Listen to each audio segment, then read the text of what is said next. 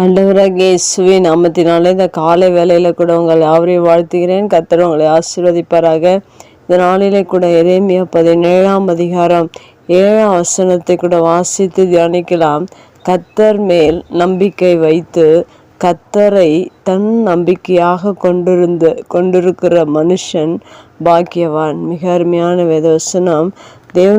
கர்த்தருடைய நம்பிக்கை குறித்து இங்கே சொல்லப்பட்டிருக்கு. மெய்யாகவே நம்முடைய வாழ்க்கையில் மனிதர்களுக்கு அநேக நம்பிக்கை உண்டு.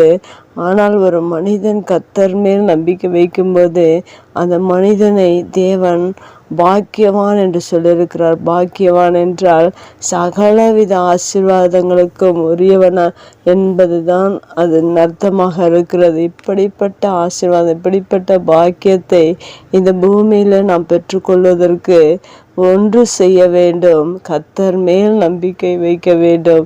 இந்த வசனத்தில் கூட 2 விதமாக நம்பிக்கை சொல்லப்பட்டிருக்கிறது.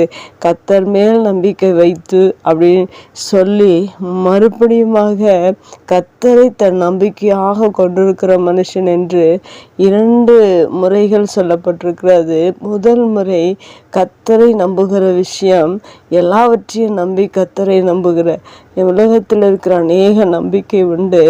அதையும் மனிதர்கள் நம்புகிறார்கள், கர்த்தரையும் நம்புகிறார்கள். தேவனிடத்தில் வல்லமை உண்டு, தேவனிடத்தில் ஆசீர்வாதங்கள் உண்டு என்று மனிதர்கள் நம்பிக்கொண்டிருக்கிறார். அது கர்த்தரின் மேல் நம்பிக்கை வைக்கிற ஒரு விஷயமாக இருக்கிற. 2வதாக சொல்லப்பட்டிருக்கிறது, கர்த்தரை தன் நம்பிக்கையாக கொண்டிருந்து என்று சொல்லப்பட்டிருக்கிறது. இந்த நம்பிக்கை எப்படிப்பட்டது என்றால், கர்த்தரை மாத்திரம் இந்த உலகத்தில் வேறு எதின் மேலும் நம்பிக்கை இல்லாதபடிக்கு கர்த்தரை மட்டும் நம்புகிற ஒரு விஷயத்தை தான் இந்த வசனத்தில் 2 விதமான நம்பிக்கை குறித்து இங்கே சொல்லப்பட்டிருக்கு. முதல் நம்பிக்கை எல்லாவற்றையும் நம்பி கர்த்தரையும் நம்புகிற ஒரு காரியம்.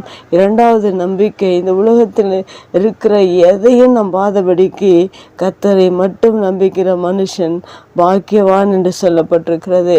இந்த 2 விதத்தில் உங்கள் நம்பிக்கை எப்படிப்பட்டது என்பதை நீங்கள் முடிவெடுத்து கொள்ளுங்கள். அந்த நம்பிக்கை கர்த்தர் மேல் மட்டும் இருக்கும்போது தான் அடுத்ததாக சொல்லப்பட்டிருக்கிற வசனத்தில் 8ஆம் வசனத்தில் அநேக ஆசீர்வாதங்கள் இங்கு கொடுக்கப்பட்டிருக்கிறது.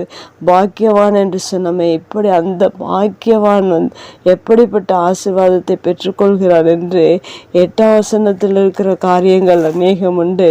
அவன் தண்ணீர் அண்டையில் நாட்டப்பட்டதும் கால்வாய் ஓரமாய் தன் வேர்களை விடுகிறதும் உஷ்ணம் வருகிறதை காணாமல் இலை பச்சையாக இருக்கிறதும் மழை தாழ்ச்சியான வருஷத்திலும் வருத்தமின்றி தப்பாமல் கனி கொடுக்கிறதுமான மரத்தை போல இருப்பான் என்று ஒரு ஆசீர்வாதமான வார்த்தை இங்கு சொல்லப்பட்டிருக்கிறது.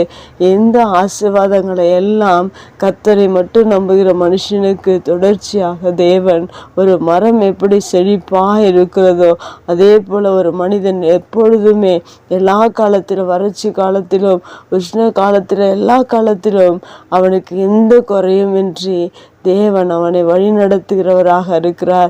இன்றைக்கு உலகத்தில் அநேக நம்பிக்கை மனிதர்கள் வைத்திருக்கிறார்கள். ஆனால் கர்த்தரை மட்டும் நம்புகிற மனிதனுக்கு இப்படிப்பட்ட ஆசீர்வாதங்களை தேவன் கொடுக்கிறவராக இருக்கிறார். நாம் கர்த்தரை மட்டும் நம்பி தேவன் கொடுக்கிற இந்த ஆசீர்வாதத்தை நம்முடைய வாழ்க்கையில் பெற்றுக்கொள்வதற்கு அவர் மீது மாத்திரம் நம்பிக்கை தேவை. அந்த நம்பிக்கை உங்களிடத்தில் இருக்கும் என்றால் மெய்யாகவே நீங்களும் இந்த ஆசீர்வாதத்தை பெற்றுக்கொள்வீர்கள்.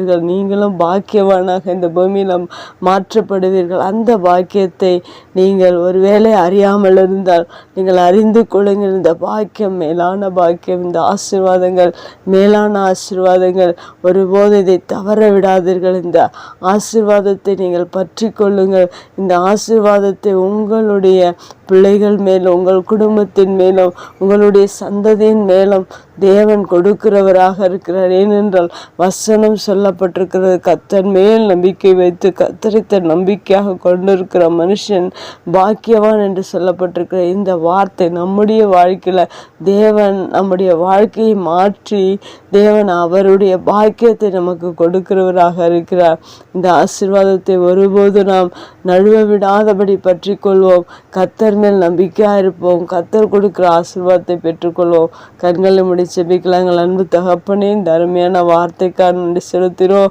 உன் மீது நம்பிக்கை வைக்கும்போது எப்படிப்பட்ட ஆசீர்வாதத்தை நீ கொடுக்கிறீர் என்பதை இந்த வார்த்தையின் மூலம் நாங்கள் அறிந்து கொண்டிருக்கிறோம். எங்கள் நம்பிக்கை இந்த உலகத்தில் எல்லாவற்றின் மேலும் அல்ல தகப்பனே. எங்களுடைய நம்பிக்கை உன் மீது மாத்திரம் இருக்கும்படியாக இந்த காலை வேளையில் உம்முடைய சமூகத்தில் எங்களை அர்ப்பணிக்கிறோம். நீரே எங்களை நடத்துக. கர்த்தரை நம்புகிற மனுஷன் பாக்கியவான் என்று சொன்னீங்களா, அந்த பாக்கியத்தை நாங்களும் பெற்றுக்கொள்ள நீர் எங்களுக்கு உதவி செய்வீராக. இயேசுவின் நாமத்தில் ஜெபம் கேளும் நல்ல பிதாவே, ஆமென்.